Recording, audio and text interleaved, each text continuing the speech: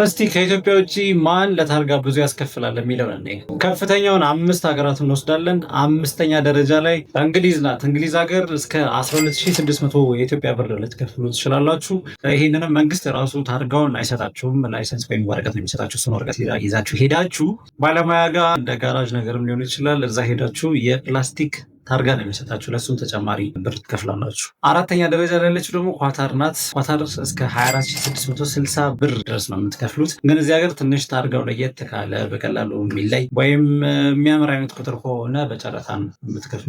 የሞባይል አፕ አላቸው ለጨረታ፣ በሱ ነው የምትከፍሉት። ከእሷ በመብለጥ ደግሞ ሶስተኛ ላይ ያለችው ዴንማርክ ነው። ዴንማርክ 51840 ብር ትከፍላላችሁ። ግን የዚህ ሀገር ታሪፉም ትልቅ ስለሆነ ከሌሎች የአውሮፓ ሀገራት ተለይቶ ብዙ ብር ላይሆን ይችላል። ሁለተኛ ላይ እናት ሀገራችን ኢትዮጵያ 56,000 ብር ብላለች። ከፍተኛ የሚባለውን በቅርብ ቀን ይህ ፎርጅን ለመከላከል ለቁጥጥር እንዲመችና በሀገር ደረጃ ወጥ የሆነ በሚል ምክንያት ነው የተሰጠው። ብዙ ሰው ቅር ብሎታል። በጣም ውድ ነው ይባላል። ከሀገሪቷ የገቢ ሁኔታ አንጻር፣ የኑሮ ሁኔታ አንጻር ትንሽ ውድ ነው። ኢትዮጵያን በመብለጥ የማትረባ ሀገሯ ኔዘርላንድስ 60,120 ብር ድረስ ትከፍላላችሁ። እንደኛ ሀገር ታርጋው ከመኪና ጋር ነው የሚቆየው። ብዙ ሀገራት፣ የውጭ ሀገራት ታርጋው ከሰውየው ከባለቤቱ ጋር ነው የሚቆየው።